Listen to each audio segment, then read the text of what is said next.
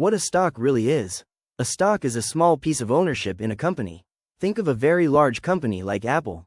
Apple is worth hundreds of billions of dollars, but the company does not belong to just one person. Instead, Apple is divided into millions and millions of small pieces. Each of these pieces is called a share. When someone says, "I bought Apple stock," what they are really saying is, "I bought some shares of the Apple company." When you own a share, you own a tiny part of the company. You do not control the company, and you cannot go into their office and tell people what to do. But you do have a financial stake in the company, meaning you own a small portion of its value. This is the basic idea behind a stock. It is ownership, but in a very small and divided form. Why companies sell stocks? Now let's talk about why companies sell stocks. The main reason is simple. Companies want to raise money.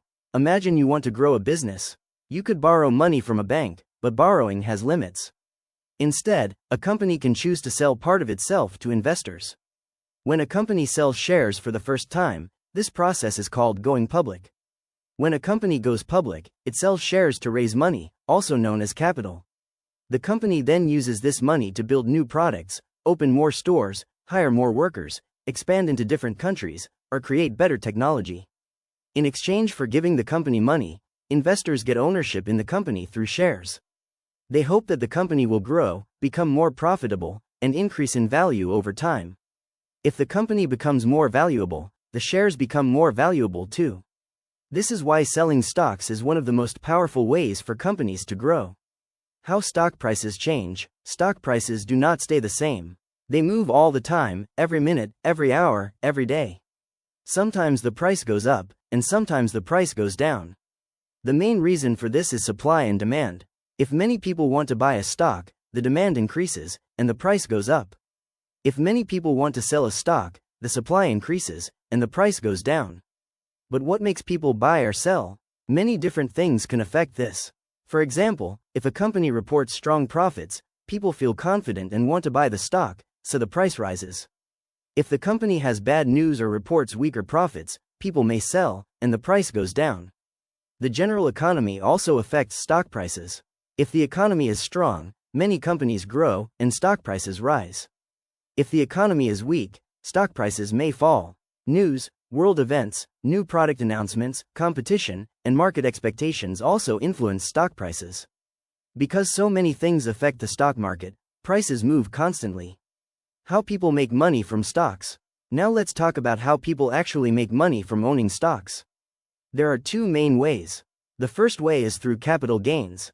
This simply means buying a stock at a lower price and selling it at a higher price. For example, if you buy a stock for $100 and later sell it for $150, you make a $50 profit. Many investors focus on this method. The second way people make money is through dividends. Some companies decide to share a portion of their profits with shareholders.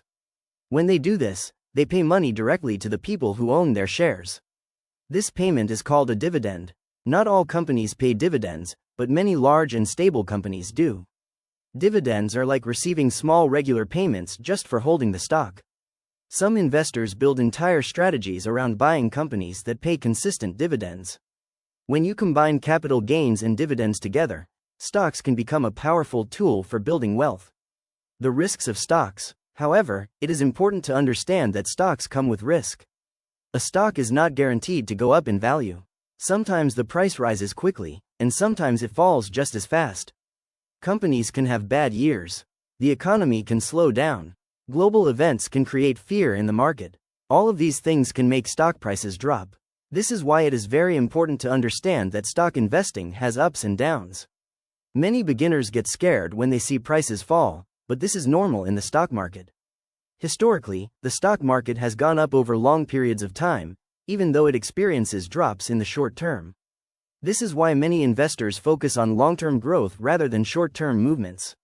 But again, nothing is guaranteed, and all investing involves some level of risk. What happens if a company fails? Another question many beginners ask is this: what happens if a company fails? If a company goes bankrupt, the stock can become worthless. In bankruptcy, the company sells its assets and tries to pay back its debts. Creditors and lenders get paid first. Shareholders are last in line. This means that in many cases, ordinary shareholders receive nothing. This is one of the biggest risks of investing in individual companies. For this reason, many investors choose to spread their money across different companies instead of putting it all into one. This strategy is called diversification. Diversification helps reduce risk because if one company performs badly, the others may still perform well. Conclusion. And that is the basic explanation of what a stock is. A stock is a small piece of ownership in a company. Companies sell stocks to raise money so they can grow. Stock prices move based on supply and demand and many market factors. People make money from stocks through capital gains and dividends. But stocks also come with risks, including the possibility of losing money if the company fails or market conditions change. Understanding these basics is the first step toward learning how the stock market works. If you found this helpful, feel free to like, subscribe, and check out more beginner finance videos. Thank you for listening.